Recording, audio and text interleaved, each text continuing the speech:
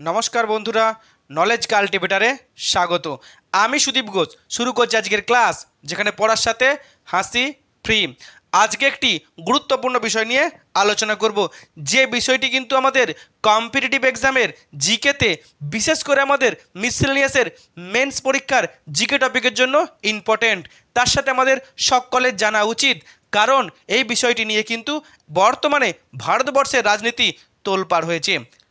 ভারতবর্ষের supreme court যে places of worship act অর্থাৎ উপাসনাস্থল যে আইন, সেই নিয়ে একটি ঐতিহাসিক রায় দিয়েছে। আর যে রায় কিন্তু বর্তমানের রাজনীতিকে এক প্রকারে চালনা করতে পারে। তো সেই বিষয়টি নিয়েই আজকের আমাদের টপিক। আজকের আমাদের টপিক হলো supreme court's judgement on places of worship act অর্থাৎ উপাসনাস্থল আইনের উপরে ভারতবর্ষের সুপ্রিম কোর্টের ঐতিহাসিক জাজমেন্ট বা বিচার। তো আজকের ভিডিওতে আমরা দেখে নেব সুপ্রিম কোর্ট এই কী জাজমেন্ট দিয়েছে এবং এই প্লেসেস অফ ওরশিপ অ্যাক্ট কি, সুপ্রিম কোর্টে কেন কেস ফাইল হয়েছিল, তার বদলে সুপ্রিম কোর্ট যে ঐতিহাসিক ভার্ডিক্ট দিয়েছে সেই ভার্ডিক্টে কী কী বলা হয়েছে, আর এই ভার্ডিক্টের বা জাজমেন্টের যে উপকারিতা বা অ্যাডভান্টেজ কি হতে চলেছে। তো ভিডিও শুরু করার আগে, এটি একটি শিক্ষামূলক ভিডিও। এই ভিডিওর কোনো অংশে হিংসা বা রাজনৈতিক ও সাম্প্রদায়িক বিদ্বেষ অন্তর্ভুক্ত নেই। তবু ভিডিওর কোনো অংশ বিতর্কিত মনে হলে সেটি অনিচ্ছাকৃত, তার জন্য ক্ষমা প্রার্থী। এখন ভিডিওটি পুরোপুরি দেখুন, আর এরকম কারেন্ট অ্যাফেয়ার্সের টপিক সম্পর্কে জানতে চ্যানেলটি সাবস্ক্রাইব করে পাশে থাকুন। ভিডিও শুরু করার আগে আরও একবার, ভারত ধর্মনিরপেক্ষ দেশ। তা ভারতবর্ষের এই ধর্মনিরপেক্ষতা আর এই যে বিভিন্ন ধর্মের মধ্যে ঐক্য, সেটাই কিন্তু একমাত্র শক্তি। তা ভারতবর্ষের ধর্মনিরপেক্ষতা রক্ষিত হোক এবং সাম্প্রদায়িকতা মুছে যাক। এখন ভিডিও। সুপ্রিম কোর্ট অর্থাৎ ভারতবর্ষের সর্বোচ্চ আদালত একটি ঐতিহাসিক রায় দিয়েছে, যেখানে কিন্তু ভারতবর্ষের বর্তমান সময়ে যে সাম্প্রদায়িক রাজনীতি বা ধর্ম নিয়ে যে রাজনীতি চলছে বা সমস্যা চলছে, তা বন্ধ হতে পারে। অর্থাৎ বর্তমান ভারতবর্ষে যে মন্দির মসজিদ একটা সমস্যা চলছে, সেটাও কিন্তু বন্ধ হতে পারে। এবং সুপ্রিম কোর্ট এই যে রায় দিয়েছে, সেই রায়ে মেনলি 1991 সালের যে প্লেসেস অফ ওরশিপ অ্যাক্ট অর্থাৎ যে উপাসনাস্থল আইন, সেই নিয়ে কিন্তু এই ঐতিহাসিক রায় দিয়েছে। এবং এই ঐতিহাসিক রায়ের ফলেই কিন্তু বিভিন্ন সমস্যা অর্থাৎ ধর্মীয় স্থান নিয়ে যে একাধিক ডিসপুট দেখা দিয়েছে এবং কেস চলছে ভারতবর্ষের বিভিন্ন আদালতে, যেমন জ্ঞানব্যাপী মসজিদ, ওদিকে সম্বল মসজিদ, আবার রিসেন্টলি আজমির শরীফকে নিয়েও কিন্তু একটা বিতর্ক দেখা দিয়েছে, যে নিয়ে কিন্তু আমি একটা ভিডিও করেছিলাম, যা আমার এই লিস্টে আছে।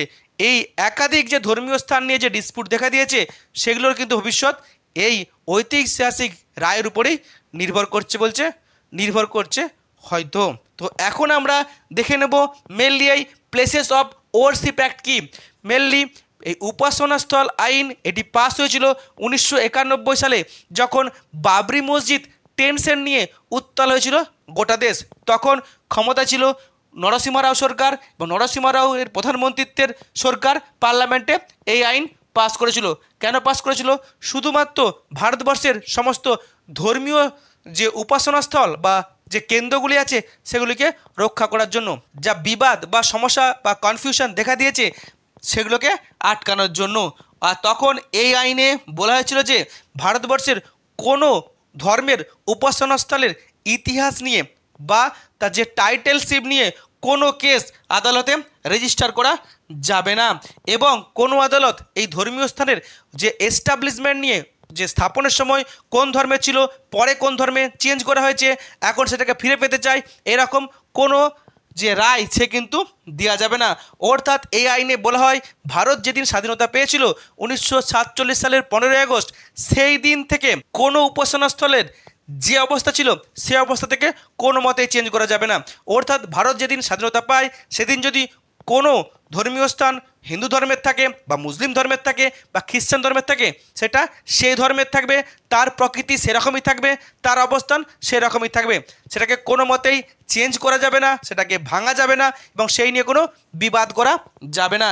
এরকম ঐতিহাসিক আইন কিন্তু পাস হয়েছিল শুধুমাত্র সমস্ত ধর্মের এই উপাসনাস্থলগুলিকে যে সেফগার্ড দেওয়ার জন্য, আর এই উপাসনাস্থলের যে ব্যাকগ্রাউন্ড বা ইতিহাস নিয়ে যে ডিসপুট আছে, সেই ডিসপুটকে শেষ করার জন্য, যাতে এই ডিসপুট ভারতবর্ষের যে ধর্মনিরপেক্ষতা এবং ভারতবর্ষের যে ঐক্য, সে ঐক্যেতে কোনো সমস্যা না ফেলে, তাহলে কিন্তু ভারতবর্ষে সেটা সমস্যা দেখা দিবে।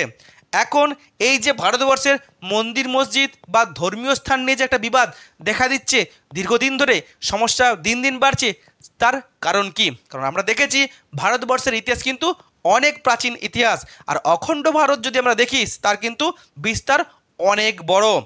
এখন ভারতবর্ষের বিভিন্ন সময় বিভিন্ন শাসক শাসন করেছেন, বিভিন্ন ধর্মের শাসক শাসন করেছেন, এবং ভারতবর্ষে বিভিন্ন অঞ্চলে বিভিন্ন ধর্মের কিন্তু আধিপত্য বিভিন্ন সময় দেখা গেছে। এখন শাসক যে ধর্মের হন, তার নিজের ধর্মের প্রতি ভালোবাসা বেশি থাকে, তাই তিনি নিজের ধর্মকে বেশি প্রায়োরিটি দেওয়ার জন্য অন্য ধর্মের মানুষের উপরে বেশি আইন কানুন চাপিয়ে দিয়েছেন। এটা বারবার ঘটেছে। শাসক যে ধর্মের ছিলেন, তিনি অন্য ধর্মের যে ধর্মীয় প্রতিষ্ঠানগুলি, সেই প্রতিষ্ঠানগুলির উপরে কখনো আক্রমণ করেছে, কখনো ভেঙে দিয়েছেন, কখনো লুটপাট করেছেন, কখনো সেটিকে জোর করে নিয়ে নিয়েছেন। তার কারণ হচ্ছে, একটা হচ্ছে পরধর্মের প্রতি এই প্রতিহিংসা, যেটা মোটামুটি সব শাসকদেরই ছিল। দ্বিতীয় কথা হচ্ছে, তখনকারের এইসব উপাসনা স্থলগুলি, সেখানে কিন্তু প্রচুর সম্পত্তি, টাকা পয়সা জমানো থাকতো, সেগুলোকে লুট করার জন্য। আর এই যে বিভিন্ন যে ধর্মীয় স্থান বা মন্দির মসজিদ চার্চ গির্জা যাই হোক না কেন, স্ট্রাকচার, তাদের কিন্তু এই যে আর্কিটেকচার বা যে আর্ট, এটা কিন্তু অনেকেই দর্শনীয় স্থান, এবং তার থেকে একটা যে জেলাসির থেকেও কিন্তু এই সুন্দর প্রতিষ্ঠানের বা এই যে শিল্পের উপরে অত্যাচার করা হয়েছে। এমনও দেখা গেছে যে শাসক যে ধর্মে বিশ্বাস করেন, তিনি সেই ধর্মেরই উপাসনাস্থলকে তিনি আক্রমণ করেছেন বা ভেঙে দিয়েছেন। তার এটা কারণ হচ্ছে যে শুধুমাত্র পরধর্মের প্রতি প্রতিহিংসা নয়, শিল্পকার্যের যে জেলাসি থেকে তিনি এইটা করেছেন। তাহলে বুঝতে পারলাম সমস্ত শাসকরাই বা সমস্ত ধর্মের শাসকরাই কিন্তু কম বেশি এই অপকর্মে যুক্ত। কিন্তু ভারত 1947 সালে 15ই আগস্ট স্বাধীনতা পেয়েছে। স্বাধীনতার দিন থেকে ভারত কিন্তু ধর্মনিরপেক্ষ দেশ। তাই অতীতে কি ঘটেছে সেই নিয়ে কিন্তু আমাদেরকে বেশি ঘাঁটলে চলবে না। তাতে কি হবে, ভারতবর্ষের যে হারমোনি নষ্ট হবে, ভারতবর্ষের ধর্মনিরপেক্ষতা নষ্ট হবে এবং সাম্প্রদায়িকতা বাড়বে। আর ভারত যদি নিজেদের মধ্য দিয়ে, অর্থাৎ অভ্যন্তরীণে যদি ধর্ম নিয়ে যদি ঝামেলা করে, অর্থাৎ নিজেদের মধ্যে বিবাদে যদি জড়িয়ে পড়ে, তাহলে সেই ইংরেজদের ডিভাইড অ্যান্ড রুল কিন্তু প্রাধান্য পাবে। অর্থাৎ আমরা নিজেদের মধ্যে যখন লড়াই করব, তখন কিন্তু আমরা ভিতর থেকে দুর্বল হয়ে যাব। সেই সুযোগে কিন্তু আমাদের বিদেশি যারা শত্রু আছে, তারা ভারতে আক্রমণ করবে এবং ভারতের অখণ্ডতা নিয়ে কিন্তু প্রশ্ন উঠে যাবে বা সমস্যা দেখা দিবে। আর ভারতকে রক্ষা করতে কিন্তু এই আইন পাস করা হয়েছিল। এখন সুপ্রিম কোর্টে কী কেস হয়েছে? সুপ্রিম কোর্টে এই যে প্লেসেস অফ ওয়ারশিপ অ্যাক্ট, সেটাকে অসাংবিধানিক বা বেআইনি ঘোষণা করার জন্য পিটিশন ফাইল হয়েছিল। পিটিশন করেছে একাধিক হিন্দু সংগঠন, তার সাথে একাধিক বিজেপির নেতৃত্ব। অন্যদিকে এই পিটিশনের অপরপক্ষে আবার একাধিক মুসলিম সংগঠনের মানুষজনও কিন্তু ছিল, তারা কিন্তু এই আইনটাকে সাপোর্ট করেছিল। এবং যারা পিটিশন দিয়েছিল, তারা প্রথমে বলছে যে এই আইনটাকে বেআইনি ঘোষণা করা হোক, কারণ এই আইনটাতে ভারতবর্ষের সংবিধানে যে ফান্ডামেন্টাল রাইট আছে 25 নম্বর 26 নম্বর ধারা লঙ্ঘিত হচ্ছে। আমাদের উপাসনাস্থলকে একটা সময় ধ্বংস করা হয়েছিল, তা সেটাকে জোর করে নিয়ে নেওয়া হয়েছিল, তো সেটাকে ফেরত পাওয়ার জন্যই এই আইনটাকে বেআইনি ঘোষণা করা হোক। এখন এই নিয়ে সুপ্রিম কোর্ট কি ঐতিহাসিক জাজমেন্ট দিয়েছে সেটা আমরা দেখে নেব। গত 12 ডিসেম্বর সুপ্রিম কোর্টের 3 জন বিচারপতির একটি বেঞ্চ, যে বেঞ্চে ছিলেন ভারতবর্ষের বর্তমান যিনি প্রধান বিচারপতি জাস্টিস সঞ্জীব খান্না, জাস্টিস সঞ্জয় কুমার আর জাস্টিস কে.ভি. বিশ্বনাথন, তারা এই ঐতিহাসিক জাজমেন্ট দিয়েছে। সেই জাজমেন্টে কি বলা হয়েছে যে এরপর থেকে ভারতবর্ষের কোনো কোর্টে কোনো সিভিল কেস কিন্তু রেজিস্টার করা যাবে না।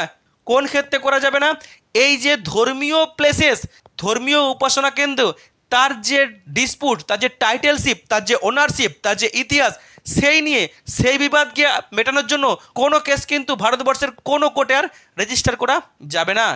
দ্বিতীয় হচ্ছে, আর এই ধর্মীয় প্লেসের যে বিবাদ মেটানোর জন্য যে সার্ভে করা হয়, অর্থাৎ সরকার থেকে বা কোর্ট নির্দেশ দেয়, ASI archaeological survey of India সেটাকে সার্ভে করে, এই সার্ভে কিন্তু আর করা যাবে না। সরকারও করতে পারবে না, কোর্ট কোনো সংস্থাকে বা এএসআইকেও নির্দেশ দিতে পারবে না এই সার্ভে করার জন্য। অন্যদিকে এই যে রিলিজিয়াস প্লেসেস যে ডিসপুট, অর্থাৎ যে উপাসনা কেন্দ্রের যে ডিসপুট, যে বিবাদ বা কনফিউশন, সেই নিয়ে ভারতবর্ষের বিভিন্ন কোর্টে যতগুলো কেস চলছে, কোনো কেসে কিন্তু ফাইনাল জাজমেন্ট দিতে পারবে না। অন্যদিকে আরও বলে দেওয়া হয় যে এই যে রিলিজিয়াস প্লেসেস ডিসপুট অর্থাৎ উপাসনা কেন্দ্রের যে বিবাদ সেই নিয়ে যতগুলো কেস চলছে বর্তমানে নিম্ন আদালতে বা উচ্চ আদালতে সমস্ত কেসের উপরে স্টে অর্ডার দেওয়া হয়। অর্থাৎ এই মুহূর্তে প্রায় 18টির মতো কেস চলছে, সেই কেসের কিন্তু সব স্টে অর্ডার বা স্থগিতাদেশ পড়ে যায়। এবং সুপ্রিম কোর্ট কেন্দ্র সরকারকে নির্দেশ দেয় যে 4 সপ্তাহের মধ্যে এই যে প্লেসেস অফ ওয়ারশিপ অ্যাক্ট নিয়ে কেন্দ্র সরকারের বর্তমান যে কি মতামত আছে তা জানাতে হবে। অর্থাৎ সুপ্রিম কোর্ট এক প্রকারের প্লেসেস অফ ওয়ারশিপ অ্যাক্টকে মান্যতা দেয় এবং তার সঙ্গে আরও বেশি করে তার ওজন কিন্তু বাড়িয়ে দেয়। এতদিন প্লেসেস অফ ওয়ারশিপ অ্যাক্ট ছিল কিন্তু তার গুরুত্ব কম ছিল, কিন্তু সুপ্রিম কোর্ট এই যে ঐতিহাসিক রায় দিয়েছে তার ফলে এই প্লেসেস অফ ওয়ারশিপ অ্যাক্ট কিন্তু অনেক গুরুত্ব বেড়ে গেল। অর্থাৎ যারা পিটিশন দিয়েছিল তাদের কিন্তু আবেদন খারিজ হয়ে গেল। এখন এই যে হিস্টোরিক্যাল জাজমেন্ট দিয়েছে তাহলে তার অ্যাডভান্টেজ কি বলেই দিলাম যে প্লেসেস অফ ওয়ারশিপ অ্যাক্ট 1991 সালে পাস হয়েছিল, তারপরে কিন্তু এই ঝামেলা চলছিল, একাধিক কোর্টে কেস চলছিল। যারা এটাকে অসাংবিধানিক ঘোষণা করতে বলেছিল তাদের আবেদন কিন্তু খারিজ হয়ে গেল। অর্থাৎ প্লেসেস অফ ওয়ারশিপ অ্যাক্টের গুরুত্ব কিন্তু অনেকটাই বেড়ে গেল। অর্থাৎ সুপ্রিম কোর্টের এই যে নির্দেশ দেওয়া হয়েছে এর ফলে ভারতবর্ষের এই যে ধর্মীয় প্লেসেসের যে ডিসপুট বা বিবাদ, যে কনফিউশন, তা হয়তো বন্ধ হতে চলেছে। অন্যদিকে এই ধর্মীয় প্লেসের যে ইতিহাস বা আগে কোনটা ছিল কোনটাতে চেঞ্জ করা হয়েছে এই সমস্ত যে গুরুত্ব, সেই গুরুত্ব নিয়ে যে কমিউনাল যে কেস অর্থাৎ যে সাম্প্রদায়িক ঘটনা ঘটছে বা সাম্প্রদায়িক বিদ্বেষের ঘটনা ঘটছে বা রাজনীতির ঘটনা ঘটছে তাও কিন্তু বন্ধ হতে চলেছে। অন্যদিকে এই যে সুপ্রিম কোর্ট রায় দিয়েছে তার ফলে ভারতবর্ষের সমস্ত ধর্মের যে সমস্ত উপাসনা কেন্দ্র আছে তাদের কিন্তু এক প্রকারের সেফগার্ড বা তাদেরকে একটা যে সাংবিধানিক সিকিউরিটি ঘোষণা করা হলো। এখন আমরা দেখেছি এই ধর্মীয় প্লেস নিয়ে একাধিক বিবাদ দেখা দিয়েছে। যেহেতু ভারত ধর্মনিরপেক্ষ দেশ, সেখানে যাতে আর ধর্মনিরপেক্ষ দেশের মধ্যে যদি কমিউনাল যে কেস ঘটে তাহলে কিন্তু ভারতবর্ষের ভিতর থেকে দুর্বল হয়ে যাবে। তাই কোর্টের নির্দেশ দেওয়া উচিত কিংবা সরকারের ঠিক করা উচিত যে সমস্ত ধর্মীয় কেন্দ্রগুলিকে নিয়ে যে সমস্যা আছে সেই কেন্দ্রগুলিকে রক্ষা করার জন্য সিকিউরিটি ব্যবস্থা করা। এখন ধর্মীয় কেন্দ্রে বা ধর্মীয় স্থলে যদি পুলিশ বা আর্মি দেওয়া হয় সেটা কিন্তু সেই ধর্মের প্রতি এক প্রকারের অবমাননা করা হয় বলে অনেকে মনে করেন। সেক্ষেত্রে অন্য প্রসিডিওর মানা যেতে পারে, কোনো অস্ত্র ছাড়াই সিভিল কোর্টে সিকিউরিটি দেওয়া যেতে পারে কিংবা কোনো প্রযুক্তি ব্যবহার করা যেতে পারে যেখানে সিকিউরিটি করা যেতে পারে। এখন সিসিটিভি হয়েছে বা কোনো সেন্সার বা কোনো গেট এভাবে করা যেতে পারে। অন্যদিকে যারা এই ধর্মীয় কেন্দ্রের বিবাদ নিয়ে যারা প্রপাগান্ডা ছড়ায় তাদের নিজেদের স্বার্থে তাদের উপরেও কিন্তু সুপ্রিম কোর্টের একটা নির্দেশ দেওয়া উচিত কিংবা সরকারের সেই নিয়ে কিন্তু লিগাল স্টেপ নেওয়া উচিত। এ হলো আজকের ভিডিও যেখানে আমি এই জাজমেন্ট বিষয়টি সুপ্রিম কোর্টের ঐতিহাসিক জাজমেন্ট নিয়ে আলোচনা করলাম। এখন অনেকে বলবে এই যে প্লেসেস অফ ওয়ারশিপ অ্যাক্ট 1991 সালে পাস হয়েছে তারপরে তাহলে বাবরি মসজিদ ধ্বংস হলো কেন? কিন্তু মনে রাখতে হবে ভারতবর্ষের পার্লামেন্টে যেদিন থেকে কোনো আইন পাস হয় তার পরবর্তী ক্ষেত্রে সমস্ত কেসে তার পরবর্তী ক্ষেত্রে বা সেই দিন থেকেই পরবর্তী যে সমস্ত কেসগুলি আছে সেই কেসগুলির ক্ষেত্রে এই আইন কিন্তু কার্যকরী হয়। কিন্তু এই বাবরি মসজিদের কেস কিন্তু অলরেডি এর আগেই ভারতবর্ষের একাধিক আদালতে রেজিস্টার্ড ছিল, তাই বাবরি মসজিদের কেস কিন্তু এই আইনের আওতায় পড়েনি। এই হলো আজকের ভিডিও যেখানে আমি টোটাল বিষয়টিকে সুন্দরভাবে তুলে ধরার চেষ্টা করলাম। এখন সুপ্রিম কোর্টের এই ঐতিহাসিক রায় নিয়ে আপনার মতামত কি অবশ্যই কমেন্ট বক্সে জানাবেন। ভিডিওটি এখানে শেষ হলো। ভিডিওটি যদি ভালো লাগে অবশ্যই লাইক, কমেন্ট, শেয়ার এবং চ্যানেলটি সাবস্ক্রাইব করতে ভুলবেন না। আবার দেখা হবে নতুন একটি ভিডিওতে। ততক্ষণ পড়তে থাকো, হাসতে থাকো।